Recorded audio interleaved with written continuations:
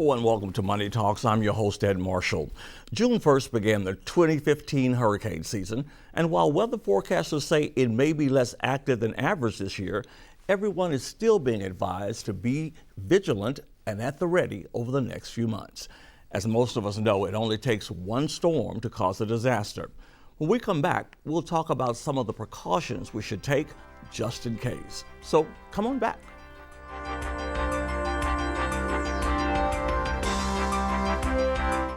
WRBH 88.3 FM provides blind and print handicapped listeners with programs that inform and entertain.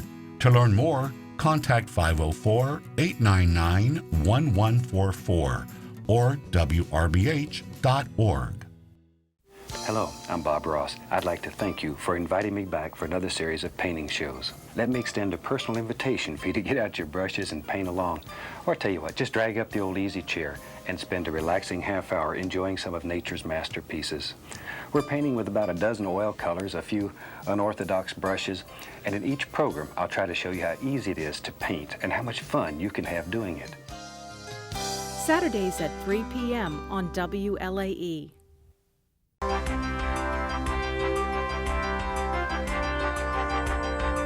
Welcome back. At a news conference earlier this month, officials with the National Hurricane Center and the National Weather Service announced that there will probably be about 70% less chance of below normal hurricane season this year. But advisors to everybody still say, do not let your guard down. With that in mind, we thought we'd review some of the safety precautions we should all take just in case. Here's Jay Hall.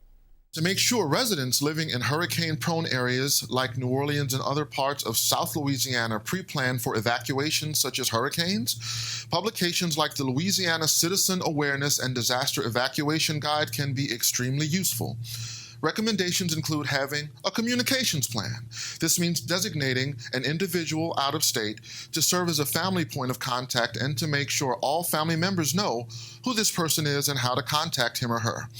Families should also have disaster supply kits, which consist of the basics such as water, food, clothing, bedding, first aid supplies, and some emergency tools such as flashlights and batteries. Officials say it is also a good idea to take along an agency contact information list, which includes phone numbers and locations of agencies ranging from American Red Cross to the National Weather Service. If you'll think back to the days after Katrina and Rita when our area was so affected, we scratched our heads, we looked at everything, we looked at buildings that had collapsed, we looked at lives that were no longer, that were broken, and we wondered how in the world we would ever pick up and move forward.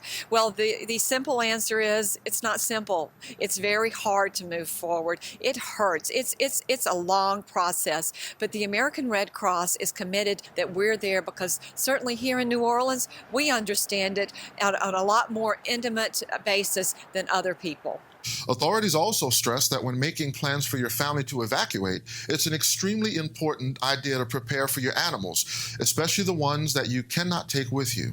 In many cases, there are large farm animals, and steps need to be taken to make sure they're placed on higher ground or in special shelters and have emergency food supplies. And before leaving home, don't forget to take with you the important documents for medical insurance as well as photos of loved ones that might be irreplaceable in the event a disaster strikes. As we've learned during Hurricane Katrina, the proper knowledge of knowing how to use a cell phone and texting can be extremely critical to our survival during a storm. Reporting for Money Talks, I'm Jay Hall. Thank you, Jake. That's information we all can use. And in the event the public is told to move to higher ground at some point, one of the big questions that's always asked is, how do I access my money and pay bills while I'm temporarily relocated? Well, we spoke with a financial expert who walks us through a procedure that most banks have in place in the event of an evacuation.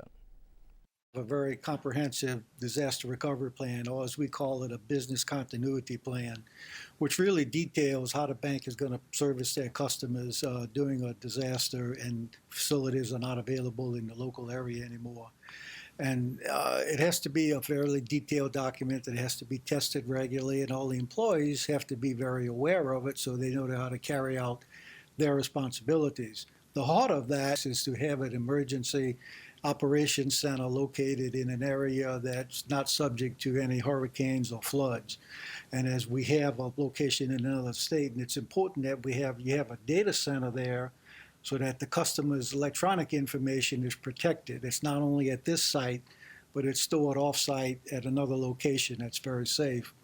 And so we have pretty much a mirror of our computer systems there. So if a bank has a second set of computer systems and technology at a remote site, they can pretty much guarantee that they can continue service, all during a disaster. And it's also important to try to have office space too for a bank somewhere else for their employees to go to and work, so our customers can reach those employees to help them with banking services, as they're going through a disaster. So that's the most important thing. Have a good plan, have it tested, make sure it works, and to have the customer's electronic data stored off-site and be able to continue processing every day, even though the bank's branches may not be able to be open because of power failure or flooding. The bank is, in a sense, still open because we will still be running all of our processing systems, posting all of the electronic transactions from an alternate site. It's important that they have access to all of those electronic means. So one of the things I would recommend that everybody does is sign up for their internet banking system for banks. And to do that beforehand, you don't want to wait until you evacuate it and you have to have it to try to get it set up, because it does take some time to get it set up and practice and know how to use it. So they should set up for internet banking, establish their user ID, select their password, choose all the security questions they need, and use it before the disaster so they're comfortable with it. Your ATM is important. You should have an ATM card. You should have a debit card and a credit card, or really all three. And with those electronic means, you can do pretty well. I would also recommend that people set up any incoming money that they're going to receive. If they're receiving checks, for example, doesn't do any good to get that check in the mail if you're not home. So they should get set up for a direct deposit. You should also, I would say, set up the bill payment part of that. One of the features of internet banking is online bill payment, and that takes some time to set up the vendors that you're going to pay bills electronically to. So you want to get that done in advance so that during a storm, when you can just pay those bills electronically. And our correspondent banks have disaster recovery plans just like we do. And we certify with them that their disaster recovery plans work. We take a look at the reports and the results of their testing, and we analyze that to make sure we're comfortable that in a disaster, we know we can count on them, and we're very comfortable with that. All of the banks in a particular city will get together, and we meet with the law enforcement people so we understand what it takes to get back in the city right away. Everybody always wants to get back right away, so we make sure we're familiar with the different parishes, what they're required to gain entrance, and banks are given some priority so they can come back in before most other people because they recognize the importance of getting those branches open. And we meet with the Federal Reserve. They're part of that. The bank regulatory agencies, the FDIC is part of that. And we discuss everybody's plans and how we're going to communicate with each other during a disaster, how the bank is going to make sure we have enough cash on hand from the local Federal Reserve vault. All of that's all worked out with everyone. And customers, too, need to make sure that they have enough cash. When they come back home, it's very important, Ed, because people are in a hurry to get home. It's expensive to stay away, and you want to come back as fast as you can. And sometimes the businesses may be open, but it's going to be cash only because they don't have the communications working again to be able to take plastic or even checks. So it's important to have some cash on hand so you can buy groceries and all when you come home on a cash basis. So get that with you before you come back home, because the ATMs locally still may not be working if the power's out. But if you have that when you leave or coming in from another city, bring that with you so you can buy what you need by cash. That's good information. And don't forget to keep that emergency kit packed and ready just in case. We'll be right back with more news, so stay with us.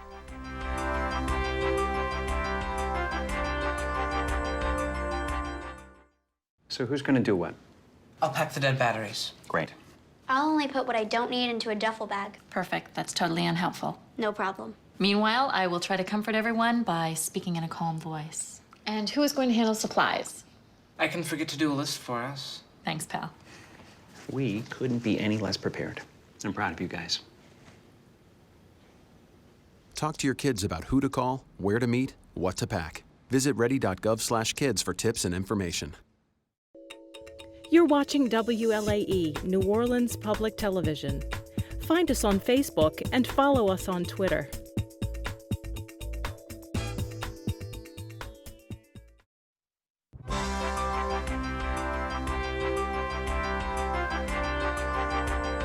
And we are back. Well, even before Hurricane Katrina devastated our region almost 10 years ago, the city of New Orleans and some of its bedroom communities were lacking decent, affordable housing for low to moderate income residents. One organization that's been working to help improve the housing market for some 30 years on now has been teaching home ownership, and that's the Neighborhood Development Foundation, commonly referred to as NDF. NDF recently held its annual fundraiser for that cause, and our own Jan Gross was there and filed this report. The lobby at First NBC Bank in the CBD filled with celebration, balloons and party food and patrons, people who see wisdom in investing in the American dream of owning your own home. We're here because you make this event possible.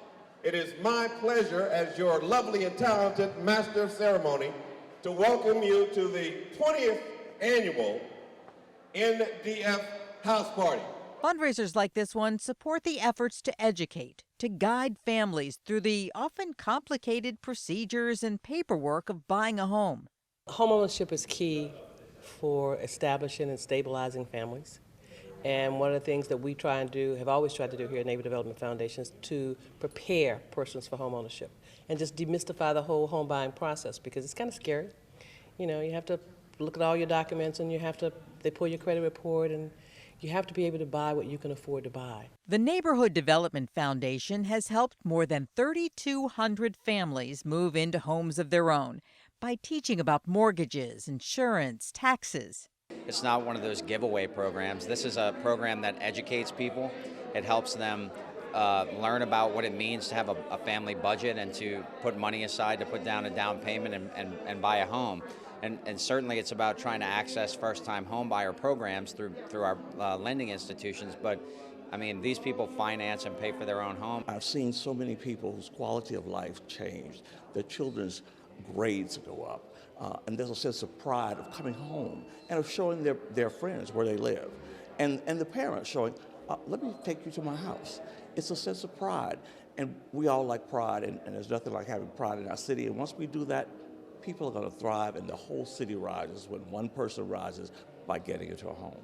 NDF estimates they've moved nearly $500 million into the local economy in home sales alone, boosting the city as well as the residents.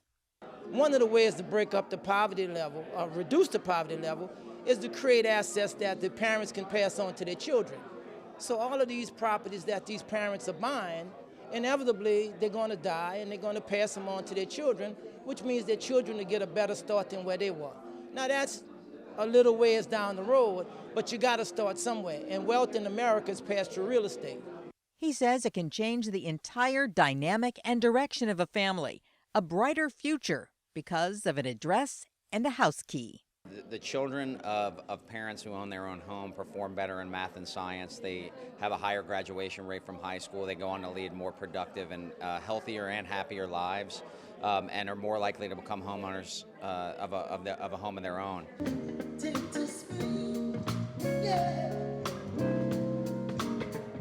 This house party helps provide the money for classes and counseling, the guidance many American dreamers need to find their way home.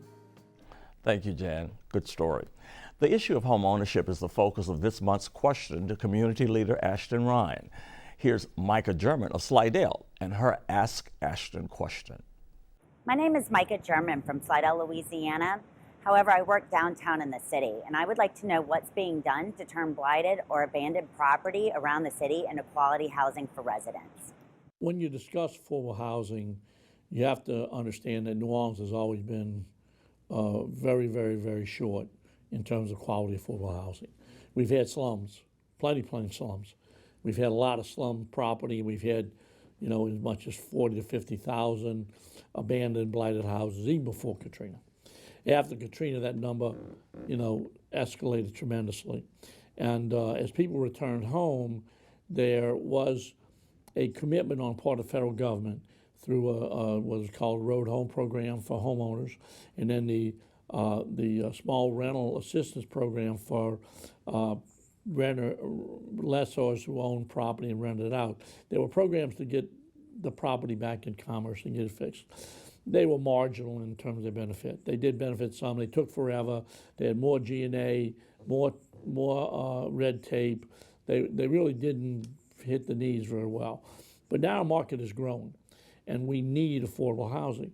And I will say some of the things that we need. First of all, we are seeing a huge increase in ownership of rental property. Every day in downtown, there's another project announced where a building that used to be an old commercial building, office building, some kind of building like that, being converted into apartments. Our bank building is being converted into 200 some odd apartments. The building next door to us, across the street, is being converted into 200 some odd apartments. The one that's adjacent to us already got converted into 200 some odd apartments. So there is a lot of housing being created, but we're using up as fast as we create, or even faster. Well, along with affordable housing, we also need to keep those neighborhoods safe. And keeping neighborhoods safe throughout the metro region is part of what our Crime Stoppers Minute is about. Crime Stoppers Executive Director Darlene Costanza, who talks about this new program that she has on board that she wants to make vigilant about reporting crime. Take a look. A new initiative that we just started work on cold case or old homicide cases where there's been no lead within the first 48 hours that occur in the different parishes that we serve. We are going out putting door hangers at the request of the law enforcement agencies, highlighting information on the particular crime, when we can, putting a photo of the victim, and then we're canvassing the area of that crime within about a half-mile radius. This is important because, as we all know, once a crime occurs, you really only have your 15 seconds of fame, and then people tend to forget. This allows us to have a visual presence that a crime occurred in your neighborhood. It gives you an opportunity to learn about our process, which is a protected process. It's spelled out on the cards, and it actually helps us to be able to be eyes and ears for law enforcement. We've done 2 drops right now with the cards. We're getting ready to go out with another several thousand on 2 different other crimes, but very excited that people have been very encouraged by having this resource, and law enforcement certainly is very appreciative that people are paying attention again to these open cases. Darlene always has great information. We'll be right back, so stay right here.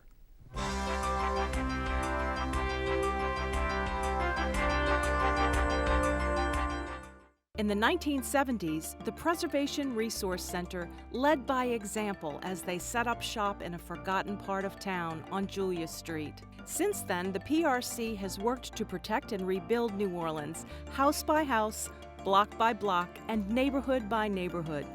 To learn more about the PRC and its programs, call 504-581-7032 or visit our website at prcno.org. So, I'm kind of new here, but I've noticed a trend. My human does this funny thing where she goes around and gets all my toys, and then she hides them in that basket by the door. But it's always the same basket, and it's always in the same place. And then she acts so surprised when I find them, but, she's putting them in the same basket. Again. It's like, hello, that's where you put it last time. You were the worst at hide and go seek.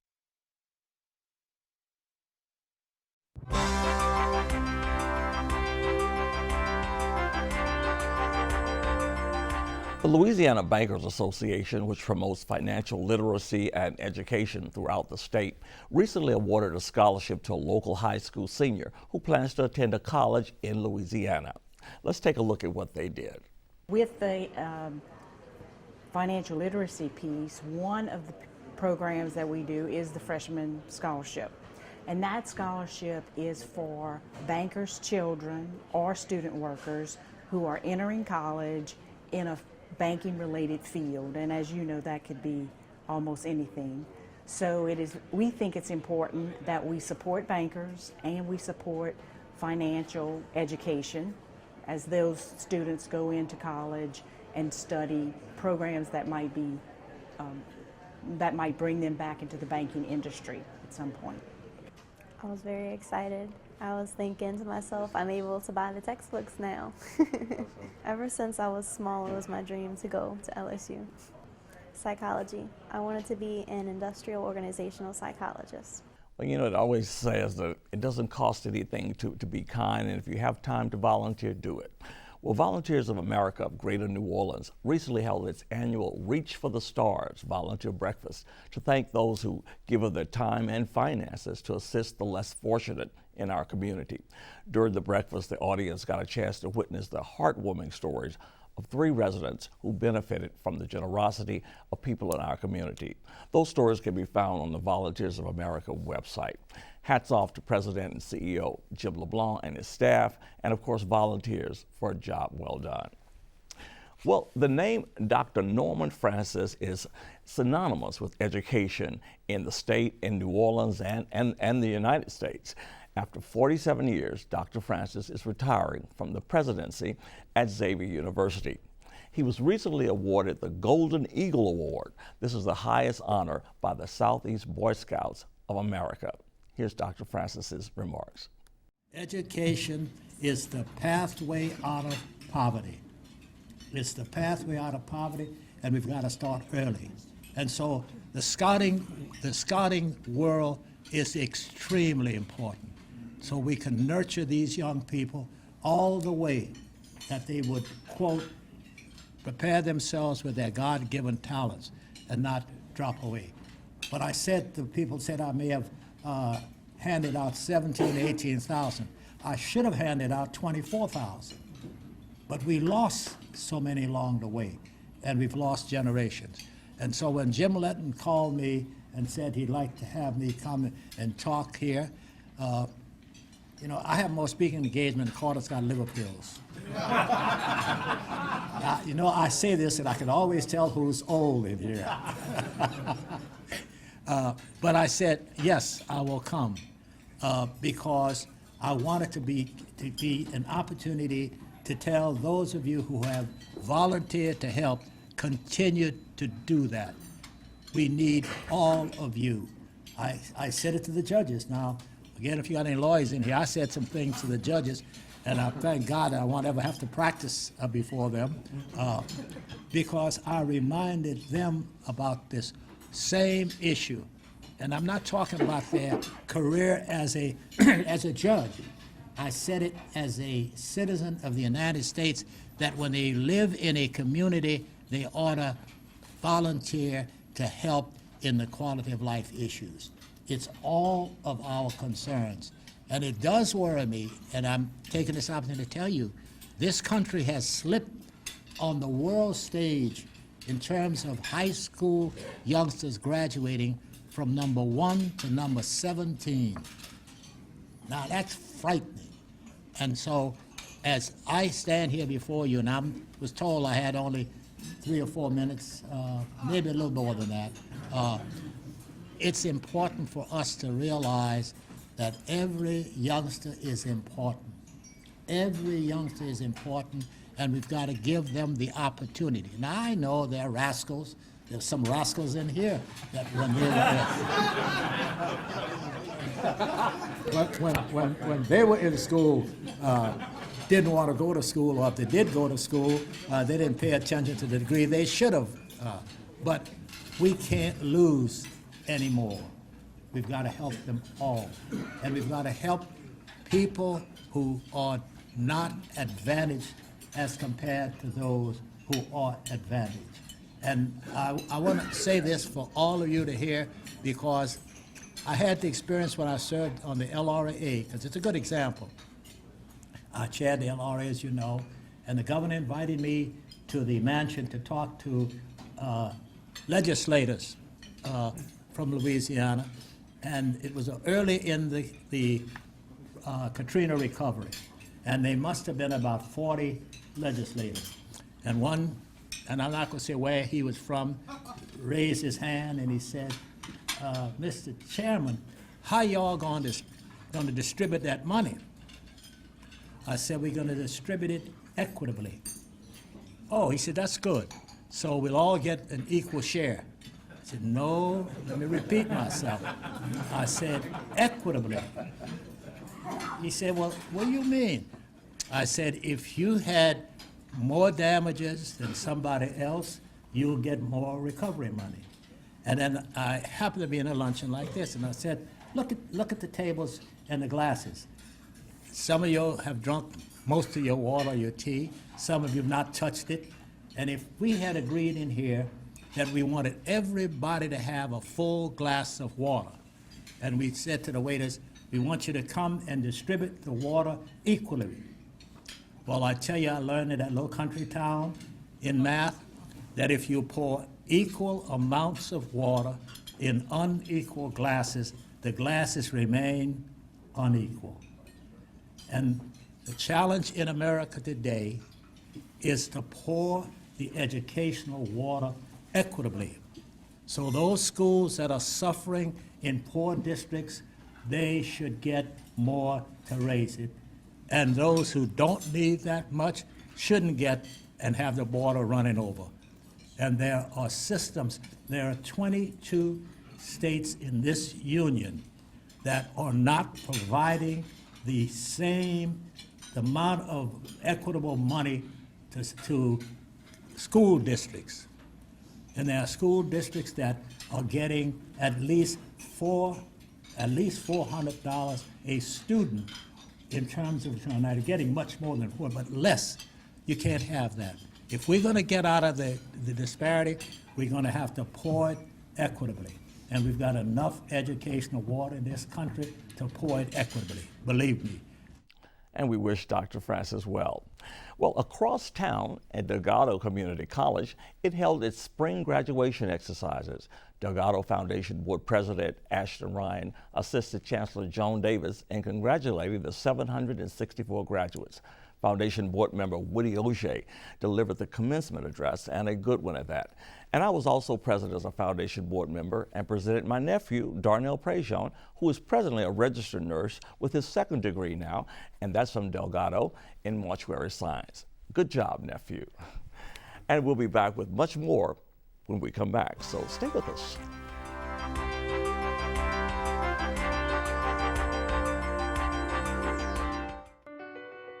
My life is full of statistics.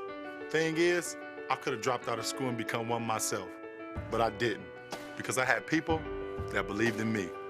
Here's another statistic. 7,000 students drop out every school day. That's one every 26 seconds. It's time that students know that we believe in them. Inspire a student and share your message of support at boostup.org. You're watching WLAE, New Orleans Public Television. Find us on Cox Channel 14, Charter Channel 11 and 711, AT&T Channel 32 and 1032, Dish TV, DirecTV, and over-the-air broadcast on Channel 32.